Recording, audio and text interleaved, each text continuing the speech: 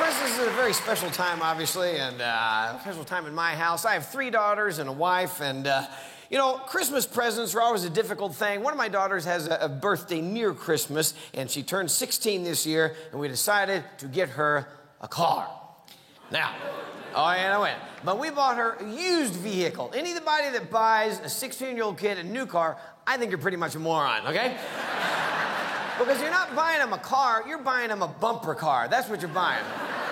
You ever sat in the front seat teaching a 15, 16-year-old kid to drive a car? Here's the parent in the passenger seat. And I'm still in the driveway. Okay.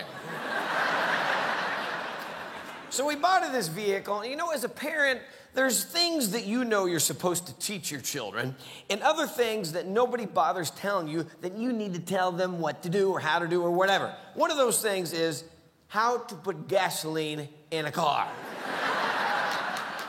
Now, I didn't have any sisters, but I know that boys by the age of 3 just innately know how to put frickin' gas in a car. Girls, apparently, not so much. Now, I will admit my wife is smarter than me, especially when it comes to raising kids, and she knows things about girls, obviously. And one evening, after my daughter had had her car for about a week, my wife came to me and she said very seriously, she said, okay, her car is almost on empty. I'm going to take her and she's going to put gasoline in her car for the first time. And I, not wanting to look like an idiot, pretended I knew what she was talking about. And so I went, okay.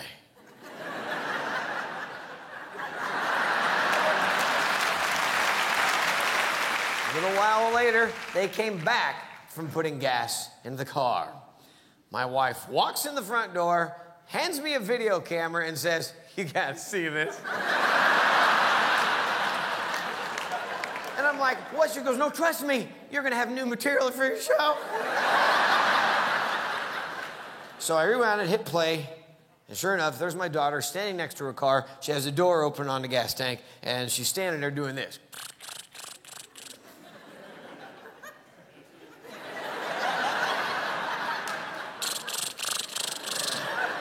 Mom, it won't open. Now, the first indication that my wife can be a very cruel woman when she wants to be is what she did to help the child. Nothing.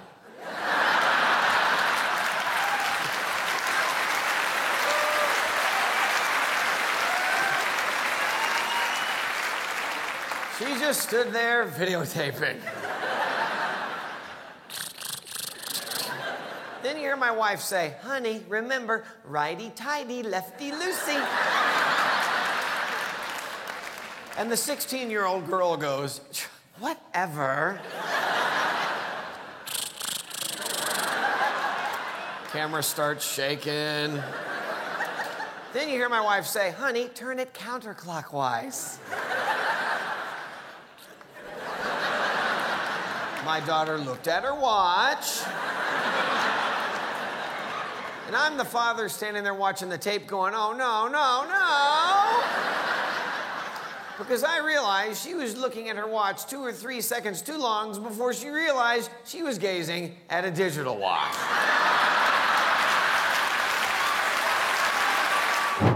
My daughter doesn't care about school, but I think she's probably the smartest person in the family.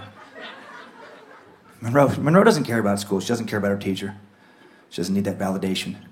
She doesn't need school. She's street smart. She's 7. I truly believe she could drop out now. She'd probably be okay. Force of personality would carry her through life. She just gets life. She doesn't have to have things explained to her. She just understands things. Right? Like when she was 6 last year, she told me she wanted to be a comic. And at first I was like, she doesn't know what she's saying. That's a word she heard that I do. There is no way a 6-year-old brain could begin to process the complexity, artistry, philosophy, and overall intellectualism that goes into what I do.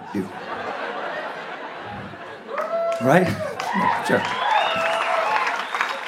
So, thank you for that pity. So I asked her though, I'm like, Monroe, why do you want to be a comic? Without hesitation, she goes, I want to make fun of people, not get in trouble. Yeah, she gets it. That's pretty much it. That's really the essence of it. God, she is too smart, though. Devious. She did something when she's 2 years old that'll scare me for the rest of my life about what she's capable of. The planning and manipulation that went into this at 2 years old, it still just blows me away. When she was 2, her daycare had a no binky policy. You turn 2, no more binks. You're out with the binks. And if you don't have kids, a binky is just a pacifier. But what it really is a baby cigarette. Binkies are baby smokes. And some kids have a 2-3 pack a day binky habit. That's a good analogy. If you've ever seen like a chain smoker not get to smoke for a long period of time, they get very anxious, get very upset. They get very negative. They take that first hit, body relaxes, positive outlook. They become reasonable again. That was Monroe, right before she turned 2, just angry with no binky, just, no, I'm not tired, you don't know. No, I'm not. No.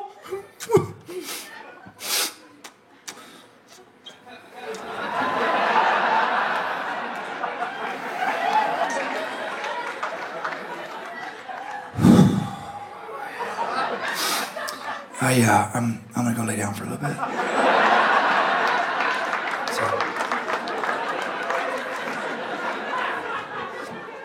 When she was turning 2, she was so into binkies to go to sleep, she needed one in her mouth, one in each hand, 10 to 15 more binkies scattered around her crib, just a binky paradise. And they expected that level of junkie to go cold turkey in one day. It's unreasonable. It's unreasonable. A couple days after the ban, they start catching her sneaking in binks. And I was real proud of how she did it. She wasn't real overt. She didn't push it in their faces. She was real crafty. She'd show up at daycare. She'd let the first hour go by, just act like nothing was wrong. Right? Just, I don't even need a bink. I don't need one. Ha! Big girl pants right here. I'm good. I'm cool. Right? After like an hour, she'd sneak off to the darkest corner of daycare, where she would take a binky out of her pocket, and she would just take a couple hits and then put it back in her pocket. Walk around again like, what's up? I'm good. Totally cool. Don't even need it. I don't need nothing. I'm good. I thought that was hilarious. I thought the response to that was even funnier. To make sure she doesn't get in binkies in the future, they start giving her full body pat downs every time she comes in. Right? Like she's a 2-foot, felon trying to sneak a shiv into the yard. She must have had crazy street cred with the other toddlers.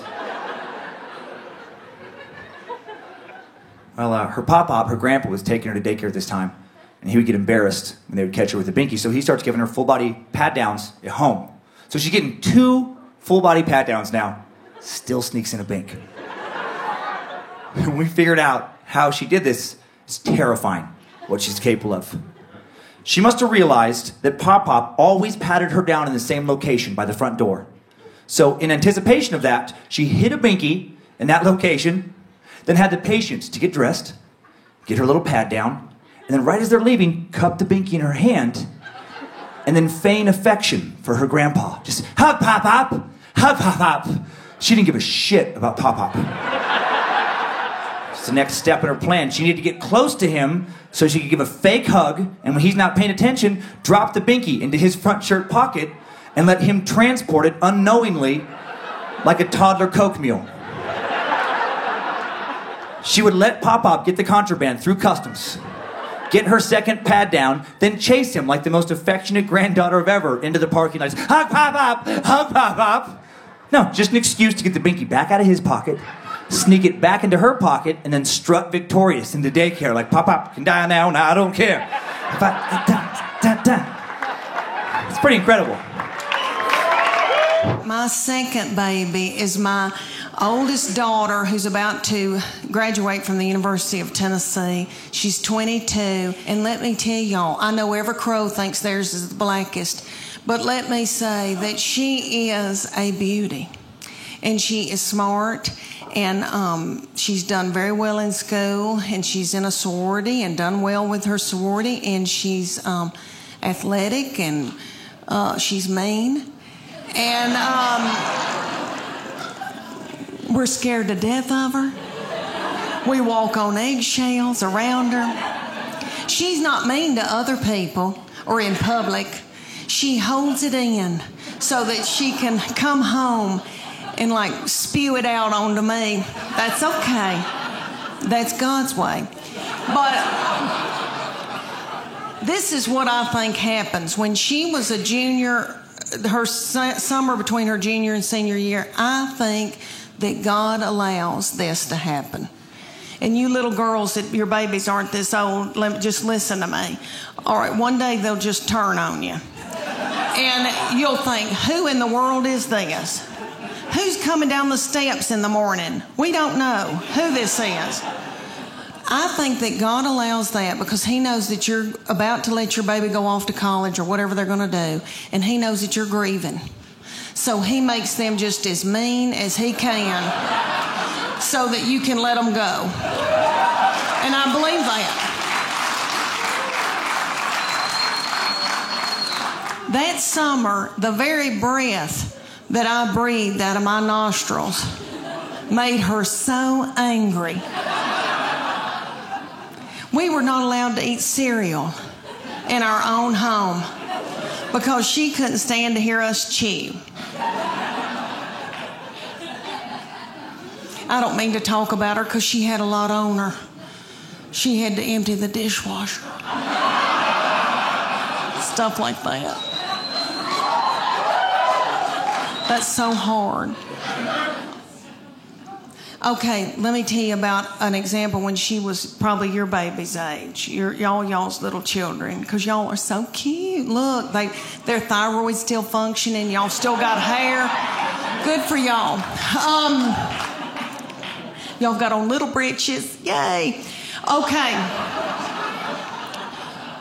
When my middle one, when she was in elementary school, I was so blessed that I got to take them to school and pick them up every day in my minivan. And I would watch them come out, my girls, and I saw them. They were in a good mood. I saw it. All right, they would be goosing each other and waving to all the little children and the principal. See you tomorrow. Okay. Then they'd come over to my minivan, get in, slam the door. That middle one would take her backpack and sling me in the back of the head with it. She'd say every day something like, I'm starving to death. You don't have a piece of cheese in this car? Your driving's making me car sick. I hate her. Why did you have her? And the baby would be sitting over the back. She'd be going, Mom, Mom, Mom, Mom, Mom. And I'd say, what? And she'd go, Mom, Mom, Mom, Mom. I go, what? I'm listening. She could say some of the craziest things. She said to me one day, did Jesus ever have head lice? How do you answer that? I said, well, baby, I don't know. But if he did, I know he healed it.